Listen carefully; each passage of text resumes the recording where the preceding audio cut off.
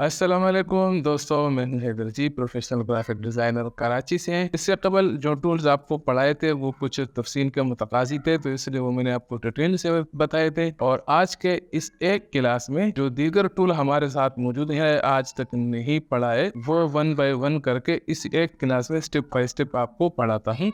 तो चलते हैं, स्टार्ट करते हैं आज की ये क्लास। तो सबसे पहले जो टूल मैंने आपको नहीं पढ़ाया वो है कर्वेचर टूल। कर्वेचर टूल और पेन टूल लगभग सेम ही है, दोनों में थोड़ा बहुत फर्क है। मसलन मैं यहाँ से कर्वेचर टूल लेता हूँ और यहाँ पर क्लिक करके अपना माउस रिलीज कर लेता हूँ और तब अपना माउस ड्रैग करूँगा तो ये जो है यहाँ पर रबड़ बैंड के जरिए आप देख सकते हैं कि इन्होंने एक लाइन ड्रॉ कर दी है। अब जो ही मैं यहाँ पर क्लिक कर दूंगा तो ये ऑटो कर्व लाइन ड्रॉ कर लेता है, जबकि पेन टूल में ऐसा था कि हम जो है यहाँ पर एक क्लिक करते हैं, दूसरे क्लिक यहाँ पर, और माउस का बटन रिलीज किए बगैर हम लाइन जो है अपना माउस को ड्रैग करते हैं और अपना मतलूबा ड्राइंग लेते हैं। जबकि यहाँ पर ये कर्वेचर टूल जो है ये ऑटो ड्राइंग लेता है। इसके अलावा अगर हम जो है ना यहाँ पर पेन टूल से मतलब कोई शेप ऐसे यू ड्राइंग कर लेते हैं, और अब अगर मैं कर्वेचर टूल ले लेता हूँ, इस पर सिर्फ एक क्लिक करता हूँ, यहाँ इस पर दूसरा क्लिक करता हूँ, तो आप देख सकते हैं कि जो ड्राइंग हमने शार्प ड्राइंग ली थी वो कर्व हो जाती है ऑटोमेटिक। मैं इनको सिलेक्ट करके डिलीट कर लेता हूँ और अब दोबारा कर्वेचर टूल लेता हूँ, लेकिन इस वक्त मैं अगर ऑल प्रेस करता हूँ तो ये जो है बिल्कुल शार्प लाइन ड्रा करेगा, तब जो है ये कर्व नहीं देगा।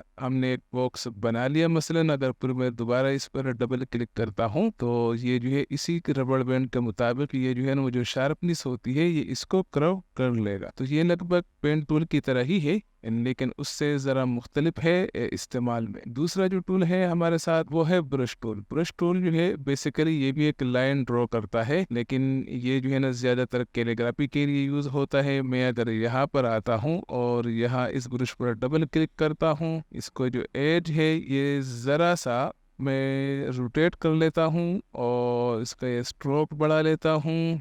इसके अलावा इसके जो राउंडनेस है ये भी मैं ज़रा सा बढ़ा लेता हूँ, 13% कर लेता हूँ। पॉइंट जो है इसलिए मैं 10 पॉइंट कर लेता हूँ। 10 पॉइंट करने के बाद ओके कर लेता हूँ। अब जो है मुझे लग रहा है कि ये बड़ा है तो मैं इसको छोटा कर लेता हूँ। अब अगर आप इससे कुछ ड्राइंग करना चाहे तो ड्राइंग कैलीग्राफिक वर्क इससे किया जा सकता है। अच्छा, मेरी जो हैंड राइटिंग है वो इतनी बुरी नहीं है, लेकिन ये मैं माउस से कर रहा हूँ तो माउस से इसे कंट्रोल करना ज़रा सा मुश्किल ज़रूर है। बहरहाल इस ब्रश टूल से आप इसी तरह अगर आपकी खत्ताती पर बिस्तरत हासिल है तो इससे बहुत ही अच्छा सा काम लिया जा सकता है। अच्छा, अगर इस पर मैं डबल क्लिक कर देता हूँ तो यहाँ पर पेंट ब्रश के जो ऑप्शन है वो आ जाते हैं। ये जो है ना मैंने फुल स्मूथ रखा है। अगर आप बाय डिफ़ॉल्ट इसको करते हैं तो शायद इसकी जो एक बार ये जो स्मूथनेस है ये ज़रा कम हो, इसको फुल रखा करें। फुल रखने के बाद जो है यहाँ पर आप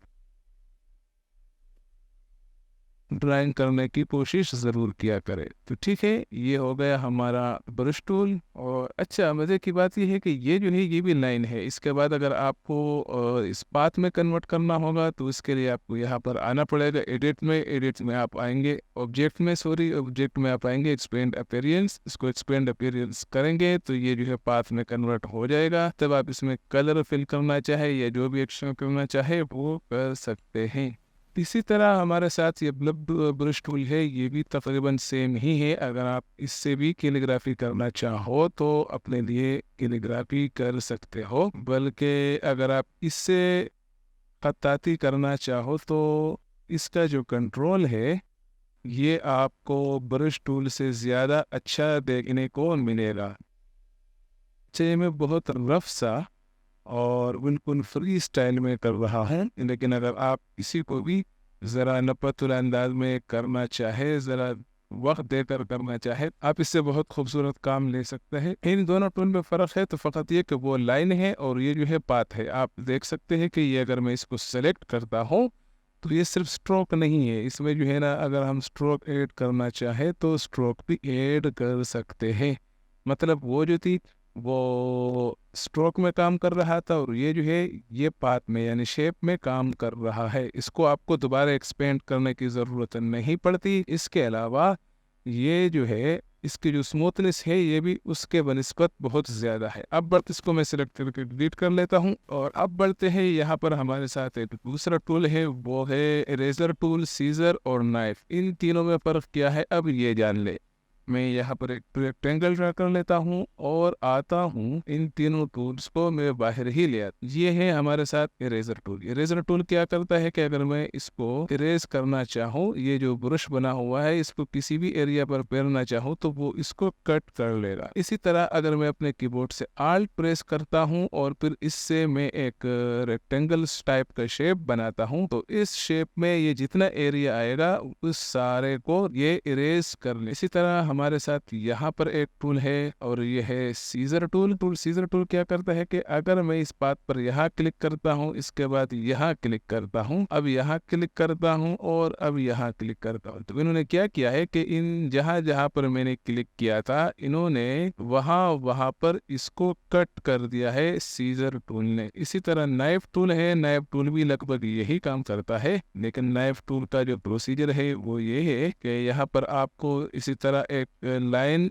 ड्रा करनी पड़ती है, जिस तरह हम पेंसिल टूल से लाइन ड्रा करते हैं। और ये लाइन आप इनसे ड्राइंग करेंगे और ये लाइन जहाँ जहाँ वो आपने सेलेक्ट किया हुआ शेप होगा वहाँ पर जाएगा तो वो सब उसी हिसाब से ये कट कर लेगा। तो मुझे उम्मीद है कि ये टूल भी आपने समझ लिया। मैं इन सबको सेलेक्ट करके डिलीट कर लेता हूँ और अब बढ़ते हैं यहाँ पर हमारे साथ जो टूल है, shaper tool, pencil tool, smooth path eraser tool और ज्वाइन टूल। अब इसको समझ, मैंने रेक्टेंगल ड्रा कर लिया है लेकिन सबसे पहले हमारे पास शेपर टूल है, तो पहले आप शेपर टूल को समझ लें। शेपर टूल ये है कि अगर हम एक रफ सा रेक्टेंगल बनाएंगे तो ये वहां पर एक अच्छा सा राउंड शेप है वो बना देगा, और यहाँ पर एक मैंने रफ सा रेक्टेंगल बना दिया तो इन्होंने बिल्कुल फेयर करके हमारे सामने एक प्रॉपर रेक्टेंगल ड्रा कर दिया। इसी तरह अगर मैं इससे बेजवी शक्ल का एक ड्राइंग लेता हूँ तो आप देख पाएंगे कि इन्होंने एक बेजवी शक्ल का सर्कल हमारे सामने बना दिया। तो ये है शेपर टूल। अब यहाँ पर आते हैं हमारे साथ है पेंसिल टूल। पेंसिल टूल क्या करते हैं, मैं इन सबको सेलेक्ट करके डिलीट कर लेता हूँ। पेंसिल टूल बेसिकली करता यह है कि इनसे हम कुछ भी यहाँ पर अगर ड्राइंग करते हैं फ्री स्टाइल में तो ये ड्राइंग हो जाएगा इससे। इसी तरह अगर मैं डबल क्लिक करके इसकी जो स्मूथनेस है ये मैं बढ़ा लेता हूँ तो अब आप देख पाएंगे कि एक रफ सी ड्राइंग जो हम लेते हैं ये इसको बिल्कुल स्मूथली ड्राइंग कर लेगा। ठीक है, अब तीसरा हमारे साथ यहाँ पर टूल मौजूद है, वो है स्मूथ टूल। बेफर्ज आपने पेंसिल टूल से या कहीं पर भी कोई लाइन ड्रॉ की है लेकिन वो जो है इसकी स्मूथनेस जो है सही नहीं है, जैसे कि आप इस शेप में देख सकते हो इसका ये जो एरिया है ये स्मूथ नहीं है। तो मैं आता हूँ स्मूथ टूल लेता हूँ और यहाँ पर इसको फेरता जाऊंगा तो ये बिल्कुल इसको स्मूथ कर लेगा, प्रॉपर स्मूथ कर लेगा। अच्छा, ये जो स्मूथनेस है अगर आप इलिस्ट्रेटर 2024 आपके पास इंस्टॉल है तो यहाँ पर एक और ऑप्शन ऐड हुआ है नए वर्जन में, वो है पाथ। पाथ में आप आएंगे, स्मूथ पे आप क्लिक करेंगे तो यहाँ पर आपको हैरत अंगेज स्मूथनेस मिल जाती है जो इससे पहले नहीं थी। ये हालिया सितंबर में जो 2024 का इलिस्ट्रेटर वर्जन रिलीज हुआ है ये ऑप्शन आपको सिर्फ उसमें मिलेगा, लेकिन अगर आपके साथ पुराना वर्जन है तो कोई परेशानी नहीं, आप इसी स्मूथ टूल से काम ले सकते हैं। अब दूसरा है हमारे साथ path eraser tool. Path eraser tool से अगर हम इस पर यहाँ पर एक लाइन लगाते हैं तो आप देख पाएंगे कि ये उन्होंने इरेज कर लिया। इसी तरह अगर आप कोई सर्कल है आपके पास, आप पाथ इरेजर टूल लेते हैं, यहाँ पर कुछ लाइन बनाते हैं, पेंसिल टूल की तरह मैनुअली लाइन ड्रा करते हैं तो वो इस एरिया को इरेज कर लेगा। यहाँ पर हमारे साथ एक और टूल है वो है ज्वाइन। आपने कुछ लाइंस बनाई हो लेकिन वो ज्वाइन नहीं हो तो आप यहाँ पर आएंगे, ज्वाइन टूल सेलेक्ट करेंगे, यहाँ पर जो है ना इसको क्लिक कर लेंगे तो ये क्या होगा कि इसको ज्वाइन कर लेगा। आप देख ले यहाँ से यहाँ तक आप ज्वाइन का सर्कल बना ले तो ये इसको ज्वाइन करता चला जाएगा। और अगर आपको याद हो तो ज्वाइन टूल का हमने आपको इससे पहले भी बताया था कि अगर हम डायरेक्ट सिलेक्शन टूल से यहाँ पर इसको ज्वाइन करना चाहते हैं तब भी ज्वाइन कर सकते हैं, लेकिन अगर आप कंट्रोल जे प्रेस करते हैं, मसलन ये दोनों एंकर पॉइंट सेलेक्ट कंट्रोल जे प्रेस करते हैं तब भी ये ज्वाइन हो सकते हैं, या यहाँ से अगर आप ये ज्वाइन टूल लेके इस पर क्लिक करते हैं तो तब भी ये एंकर पॉइंट ज्वाइन हो जाएंगे। तो ज्वाइन टूल को भी आपने समझ लिया कि ज्वाइन टूल क्या काम करता है। अब आते हैं यहाँ पर हमारे साथ है स्केल टूल, शेयर टूल और रीशेप टूल। अब जरा इसको समझते हैं।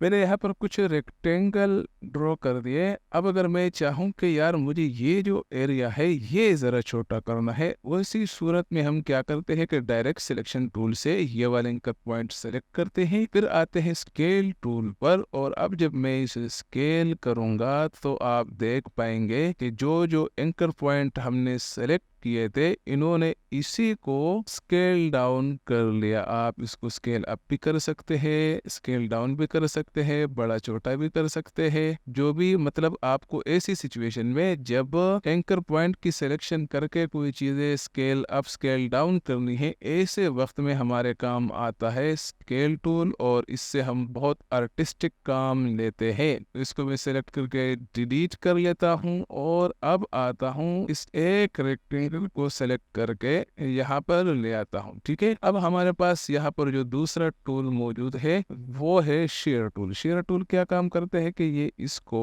एक जानिब से शेयर कर लेता है। यही काम आप यहाँ से भी कर सकते हैं। ट्रांसफॉर्म में आकर ये काम भी किया जा सकता है। बाज़ औक़ात ऐसी ज़रूरत होती है हमें कि हमें इन दोनों को स्केल करने की ज़रूरत होती है, तो ऐसी सूरत में हमें ये काम आता है।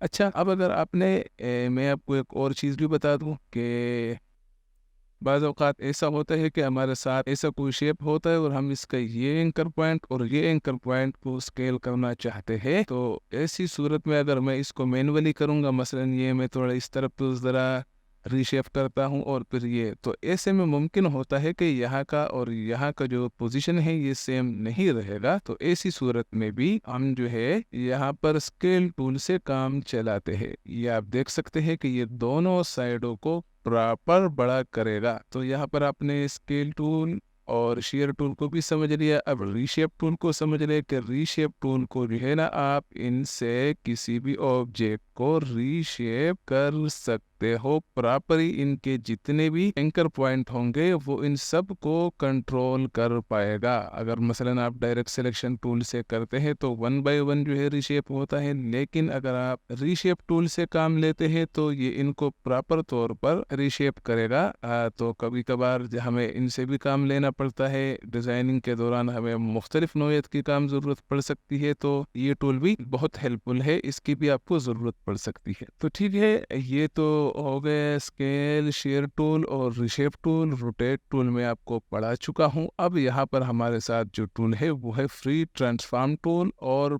Puppet tool. अब इनको समझते हैं। फ्री ट्रांसफॉर्म में हमारे साथ ये 3 फीचर्स मिलते हैं।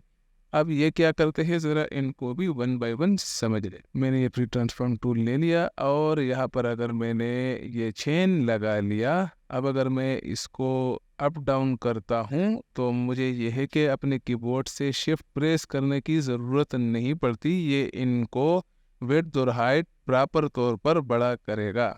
मैं चेन को जो है डिसेबल कर लेता हूँ। अब आता हूँ यहाँ, ये टूल क्या काम करेगा, अगर मैं इसको फ्री ट्रांसफॉर्म मोड में अपस्केल करना चाहूँ तो ये इससे किया जाएगा। तीसरा है ये टूल, अगर मुझे इसके जो शेप है, मतलब ये अगर आप देखें तो स्केल टूल जैसा ही काम है, लेकिन स्केल टूल में हमें एंकर पॉइंट सेलेक्ट करने की ज़रूरत होती थी। इनमें एंकर पॉइंट सेलेक्ट करने की ज़रूरत नहीं होती, बस मैंने शिफ्ट का बटन अपने कीबोर्ड से प्रेस कर लिया तो इन्होंने वर्टिकली इसको रीशेप कर दिया। इसी तरह अगर मैं इनको हॉरिजॉन्टली रीशेप करना चाहूँ तब भी किया जा सकता है। ये दरअसल एक वार्प टाइप का काम करता है फ्री ट्रांसफॉर्म टूल। और अब ये वाला टूल जो है ये ज़रा उससे भी दिलचस्प है कि इससे जो है आप फ्री हैंड स्टाइल में 1 बाय 1 जो एंकर पॉइंट होता है इसको आप रिशेप कर सकते हो। अगर आप आल्ट प्रेस करते हैं अपने कीबोर्ड से तो ये जो है ना दोनों जानिब से रिशेप करेगा, लेकिन अगर आप आल्ट प्रेस नहीं करते तो ये आप एक एंकर पॉइंट से इस पिन से मैनेज कर सकते हो। अब हमारे पास यहाँ पर एक और टूल है पपिट टूल। पपिट टूल का काम क्या है आप ये भी समझ ले।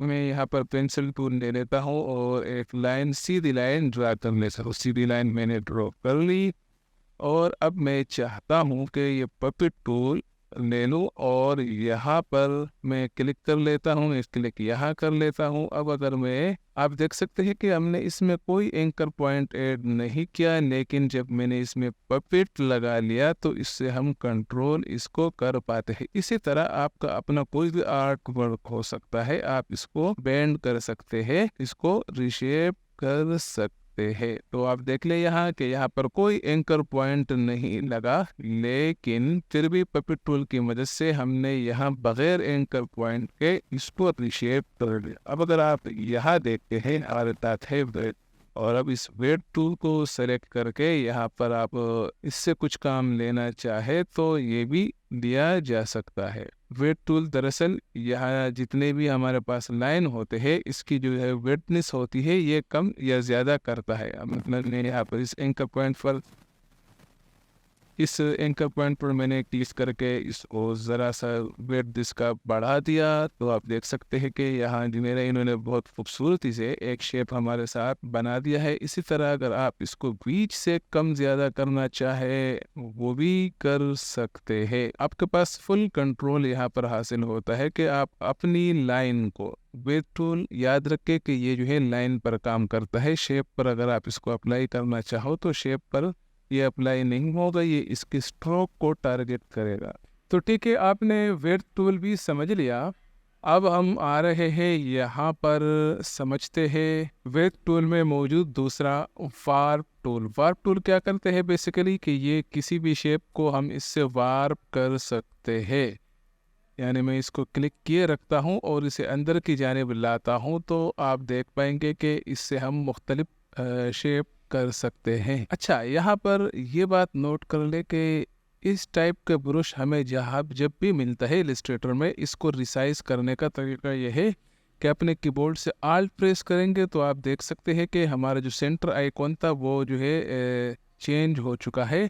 और अब माउस क्लिक करके मैं जो राइट से लेफ्ट साइड की जानिब माउस लेके जाऊंगा तो ये बड़ा होगा। इसी तरह नीचे से ऊपर की जानिब मैं माउस लेके जाऊंगा तो ये लंबाई में बड़ा होगा, और इसी तरह मैं नीचे लाऊंगा तो ये छोटा होगा, और इसी तरह मैं राइट टू लेफ्ट यानी दाएं से बाएं जानिब लेकर जाऊंगा तो ये दूसरे साइड से छोटा होगा। ये कमांड भी जहन में रख ले, क्योंकि ये जो टूल्स है ये हमें मुख्तलिफ नोयत में छोटा बड़े करने की ज़रूरत होती है, सो ये भी जहन नशीन कर ले। अब आते हैं यहाँ पर ट्विरल टूल पर। ये जैसे कि इस आइकन से ही जाहिर है कि अगर हम इसको क्लिक करके किसी भी शेप पर क्लिक प्रेस किए रखते हैं तो यहाँ पर कुछ ऐसे शेप आपके सामने बनकर आएगा।